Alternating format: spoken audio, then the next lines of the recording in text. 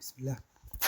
caawa waxaan isku qaadanaynaa 3 xadiis oo yaryar halkii aynu hal xadiis ka qaadan jirnay 3 xadiis baynu isku daraynaa marba xadiis baynu sharaxaynaa ugu dambeynna axkaamta iyo natiijada aynu ka qaadanayno iyo casharka aynu ka baranayno ayaynu xagga u dambeysa ku khulaasaynayna laakiin marka hore marba xadiis gaara ayaynu aqriyaynaa.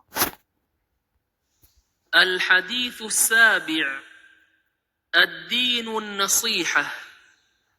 عن أبي رقية تميم بن أوس الداري رضي الله عنه أن النبي صلى الله عليه وسلم قال: الدين النصيحة. قلنا: لمن؟ قال: لله ولكتابه ولرسوله ولأئمة المسلمين وعامتهم. رواه مسلم. الحديث الثامن: الدماء معصومة إلا بحق الإسلام. عن ابن عمر رضي الله عنهما أن رسول الله صلى الله عليه وسلم قال: أمرت أن أقاتل الناس حتى يشهدوا أن لا إله إلا الله وأن محمد رسول الله ويقيموا الصلاة ويؤتوا الزكاة، فإذا فعلوا ذلك عصموا مني دماءهم وأموالهم إلا بحق الإسلام وحسابهم على الله تعالى. رواه البخاري ومسلم. الحديث التاسع: وجوب اتباع الرسول صلى الله عليه وسلم وترك مخالفته. عن أبي هريرة عبد الرحمن بن صخر رضي الله عنه قال: سمعت رسول الله صلى الله عليه وسلم يقول: ما نهيتكم عنه فاجتنبوه وما أمرتكم به فأتوا منه ما استطعتم، فإنما أهلك الذين من قبلكم كثرة مسائلهم واختلافهم على أنبيائهم.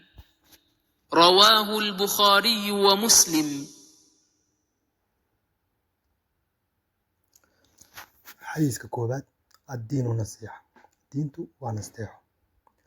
can abi ruqayata tamiim bin aws daari radiallahu canhu waxaa laga wariyey ana nabiyu sala allahu calayhi wasalam nebigu inuu yidhi qaala addiinu nasiixa diintu waa nasteexo. qulnaa waxaanu yidhi buu yidhi asxaabigani liman iyay u tahay nasteexo. qaala wuxuu yidhi rasuulku sala allahu calayhi wasalam lilaahi ilaahay bay u tahay, walikitaabihi kitaabkiisay u tahay, walirasuulihi rasuulkiisay u tahay, walia'imata almuslimiin madaxda muslimiintay u tahay, wa caamatihim bulshaweynta muslimiintay u tahay. rawaahu muslim. xadiiska 8 addimaa'u macsuuma ilaa bixaqi lislaam. can ibni cumara radiallahu canhumaa ibni cumar waxaa laga wariyey alla raaliha ka noqday isaga iyo aabihiiba ana rasuula allahi sala allahu calayhi wasalam rasuulka ilaahay inuu yidhi sala allahu calayhi wasalam nabadgelyo naxariis korkiisa ha ahaatee qaala umirtu waxaa lay amray an uqaatila annaas dadka inaan la dagaalamo xataa yashhaduu ilaa ay qirayaan an laa ilaaha ila allah ilaahay mooye inaan alla kale oo xaq lagu caabudaa jirin, wa anna muxameda rasuulullah nabi maxamedna uu yahay rasuulkii xaq ahaa sala allahu calayhi wasalam, wayuqiimu salaata salaadana ay toosiyaan oo siday tahay ay u tukadaan, wayuutu zakaah sadakadana ay la baxaan, fa idaa facaluu daalika markay sidaa sameeyaan casamuu ilaaliye minii xaggayga ka ilaaliye dimaa'ahum dhiigooda wiiga nabadgelaya, wa amwaaluhum iyo xoolahoodana way badbaadayaan ilaa bixaqi islaam xaqa islaamku uu ku leeyahay mooye, wa xisaabuhum cala allahi tacaala xisaabtuna xagga rabbi bay taallaa. oo qalbigooda ilaahay baa dalacanaya.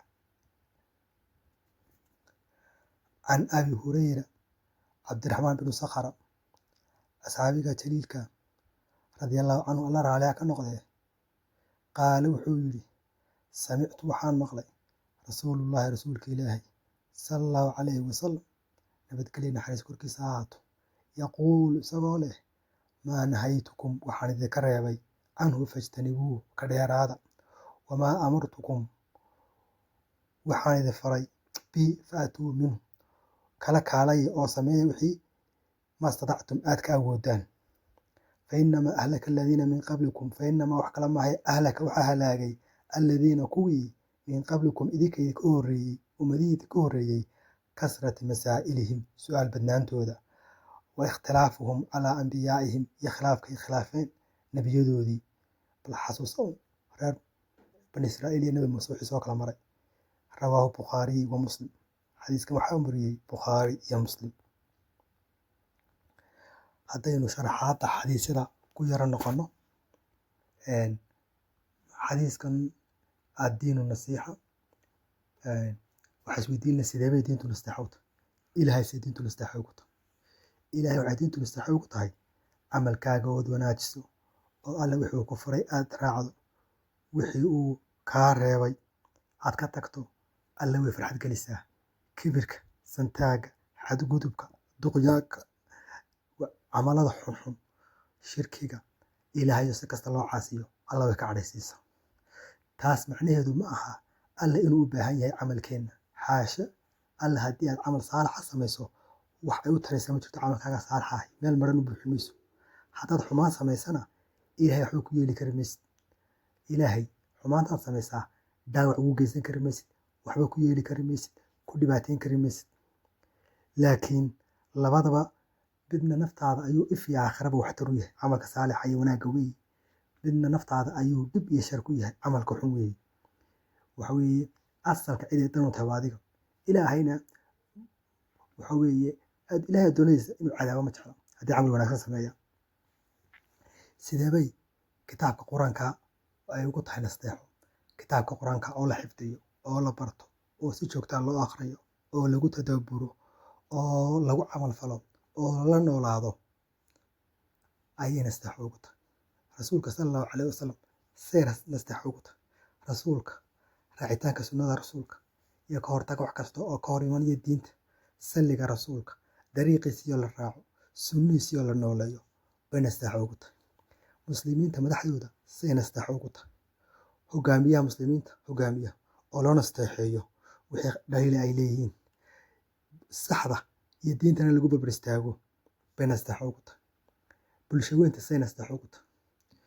muslimiinta guud ahaan in la fahansiiyo wanaagga, laga celiyo xumaanta iyadoo laga fogaanayo khiyaano iyo dhib bay nasteexo ugu tahay.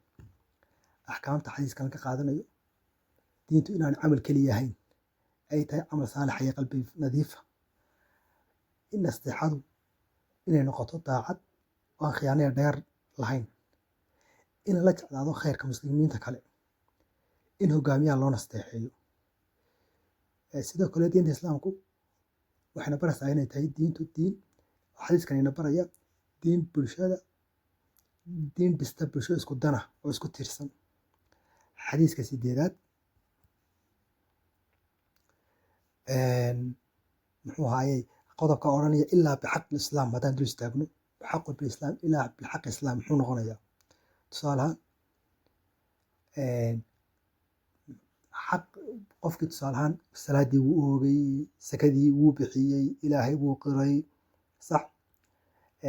waxaa la sheegaa xataa inay suuragal tahay halkan oo kale soonkii xajku ka maqan yihiin.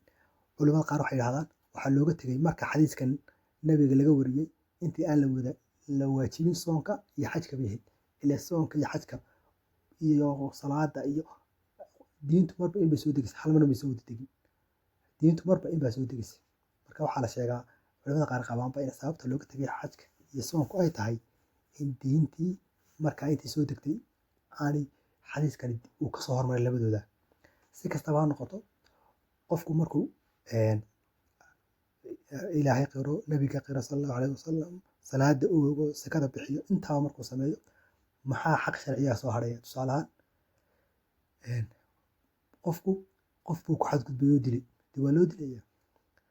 waxbuu xaday, gacan baa la jarayaa. wuu sinaystay, xadkaa laga oofinayaa. khamri buu cabay, waa la garaacayaa. waa xad dheeraada oo intii hore aan ahayn. micnaheedu maaha haddaan sakadii bixiyey, soontii sameeyey, haddaan sakadii bixiyey oo ilaahay qiray oo salaadii u hogay, waxii kale i hadhay baan samaynayaa maaha. wax badan oo kale oo intaa dheer baa jira. axkaamta iyo faa'iidooyinka xadiiska waxaa ka mid ah islaamku wuxuu ilaalinayaa nafta iyo hantida. qalbiga qofka allah ayaa xisaabinaya. aadamuhu muuqaalkoon bay arkaan. rasuulku wuxuu yidhi wa xisaabuhum cala allahi tacaala. markaan camalkooda aragno, xisaabtooda ilaahay bay la jirta, isagaa daalacanaya. aakhirayna u taallaa iyo qabrigiisa. qof muslim ah lama dili karo sharci la-aan. waa qodob kale oo xadiiska aan ka baranayno. haddaan u nimaadno xadiiska 9aad, axkaamtaan ka qaadanayno diintu inay tahay fudeyd aan culays ahayn. su-aalaha xaddaafka ah diinta way adkeeyaan, sidaynu ka baranay taariikhda nebi muuse calayhi salaam iyo yuhuudda. waad aragteen waxa nebi muuse yuhuuddu dhibtay ee su-aalo weydiisay ee wax kasta ku tiri. waxa weeye asxaabta nebiga radiallahu canhum waxaa la barayaa asluubka wanaagsan ee nebiga wax loo weydiiyo, nebiga loo adeeco buu xadiiskan ina barayaa. adeeciddu waxay ku salaysan tahay awood. waa qodob kale xadiiskaan ka qaadanayno. waa kii aayadda qur-aanka ay ahayd laa yukallifu llaahu nafsan ilaa wuscahaa. qof kastana wixii uu awoodo unbaa loo xisaabinaya. wax qofna aanu qaban karaynin cidna kuma adoonsan. qodob kale xadiiska ka qaadanayna wuxuu yahay khilaafka iyo dooddu waxay dumisaa ummadaha. 3 xadiis ilaa xadiiska 7 ilaa xadiiska 9aad baynu qaadanay. wujuubu itbaaci rasuuli sala allahu calayhi wasalam wa tarki mukhaalafati baa xadiiska 9aad een caawa kusoo gabagabeynayno. wallaahu aclam.